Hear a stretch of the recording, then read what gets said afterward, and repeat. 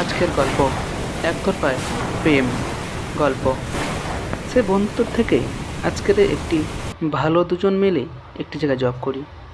সেখান থেকেই ভালো লাগা এবং সেখান থেকেই হালকা হালকা ভালোবাসায় পরিণত হয়।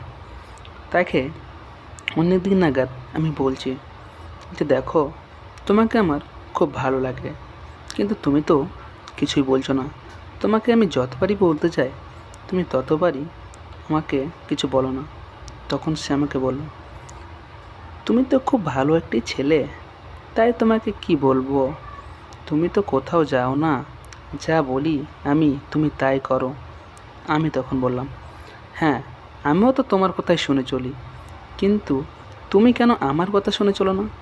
সে তখন আমায় বলল যে হ্যাঁ, আমি তো মেয়ে, আমার একটু জেদ থাকতেই পারে, তাই তুমি আমার কথা শুনবে, আমি তোমার কথা অবশ্যই শুনবো যখন তোমায় আমি ভালোবাসবো।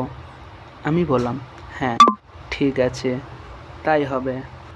ওকে যতবারই আমার ভালোবাসার কথা বলতে চাই ততবারই কোনো না কোনো বাধা এসে কথাটা বলাই আর হয়ে ওঠে না। তো যাই হোক, তার সাথে বন্ধুত্বই আছে এইটুকুই যথেষ্ট। কিন্তু সে আমাকে তো বলল আজও নাকি সে ভালোবাসে না, কিন্তু তার সাথে ডেলি কথা হয়।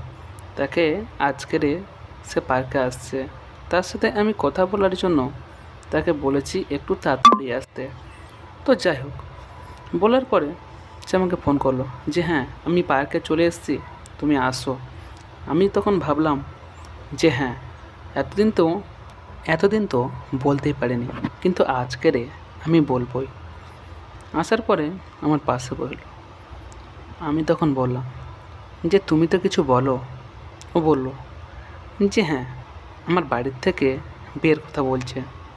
তো আমি তখন বললাম যে বিয়ের কথা বলছে, তা তুমি কি বললে? ও তখন বলল যে আমি এখনও বাড়িতে কিছুই বলে উঠতে পারিনি। তো আমি তখন বললাম যে তো বিয়েটা করে নাও, তোমার ফ্যামিলির থেকে যেখানে বলছে বিয়েটা সেখানেই করো।